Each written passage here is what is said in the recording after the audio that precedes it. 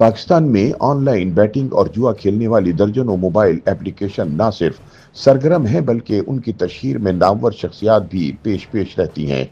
बड़े sports events में इन apps की बतौर स्पॉन्सर मौजूदगी ने इस रुझान को मजीद फरोग दिया है। ताहम अब national cyber crime investigation agency यानी NCCIA ने बड़ा कदम उठाते हुए ऑनलाइन जुए में मुलव्विस 45 से जायद मोबाइल एप्लीकेशंस को गैर कानूनी करार दे दिया है। NCCIA के मुताबिक ये एप्लीकेशंस न सिर्फ जुआ खेलने और ऑनलाइन बैटिंग की सहूलत फराहम कर रही थी बल्कि मुल्की कवानीन की खुली खिलाफ वर्जी भी कर रही हैं। ख्याल रहे कि मारूफ यूट्यूबर डकी भाई को भी इन गैर कानूनी ऐप्स की तशहीर के इल्जामात पर लाहौर एयरपोर्ट से हिरासत में लिया गया है। डकी भाई के खिलाफ कार्रवाई के बाद ही अब national cyber crime investigation agency ने न सिर्फ मजमूई तौर पर 45 से जायद ऐप्स को गैर कानूनी करार दिया है बल्कि इनका इस्तेमाल या तशहीर दोनों को जुर्म करार दे दिया है। एजेंसी ने पाकिस्तान टेली कम्युनिकेशन अथॉरिटी को इन गैर कानूनी ऐप्स को फौरी ब्लॉक करने की दरख्वास्त के अलावा शहरियों पर भी जोर दिया है कि वो मोहतात रहें और गैर तस्दीक शुदा ऐप्स को डाउनलोड या इस्तेमाल करने से गुरेज करें ताकि किसी माली फ्रॉड या जाती मालूमात के अफशा होने से बच सकें। FIA हुकाम का कहना है कि ये ऐप्स न सिर्फ जुआ खेलने को फरोग देती हैं बल्कि गैर कानूनी माली लेन देन, मनी लॉन्ड्रिंग और प्राइवेसी की खिलाफ वर्जी जैसे संगीन खदशात भी पैदा करती हैं। ये ऐप्स न सिर्फ बैटिंग को फरोग देती हैं बल्कि डिजिटल प्लेटफॉर्म्स के जरिए गैर मुनज़्ज़म माली सरगर्मियों की भी हौसला अफजाई करती हैं। जुआ खेलने वाली ऐप्स के अलावा इस फहरिस्त में गैर रेगुलेटेड फॉरेक्स और बाइनरी ट्रेडिंग प्लेटफॉर्म्स भी शामिल हैं। हुकाम के मुताबिक ये प्लेटफॉर्म्स किसी मुनासिब निगरानी के बगैर काम कर रहे हैं जिससे माली फ्रॉड और गैर कानूनी रकूम की मुंतकली के खदशात बढ़ गए थे, जिसके बाद इन पर पाबंदी लगाने का फैसला किया गया है।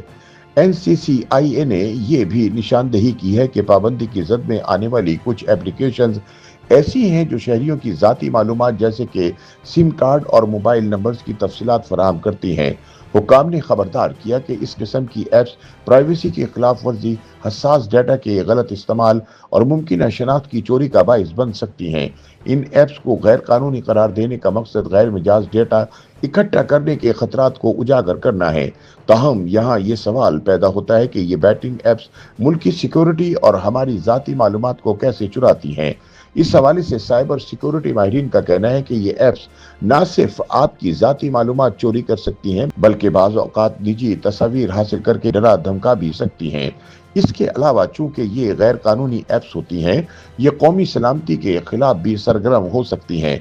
बैटिंग वाली ऑनलाइन ऐप्स सारिफिन का डाटा और तस्वीर चुरा सकती हैं क्योंकि इनमें वायरस डाला जाता है जो फ़ोन से पासवर्ड और तस्वीर समेत सब मालूमात चुरा लेता है।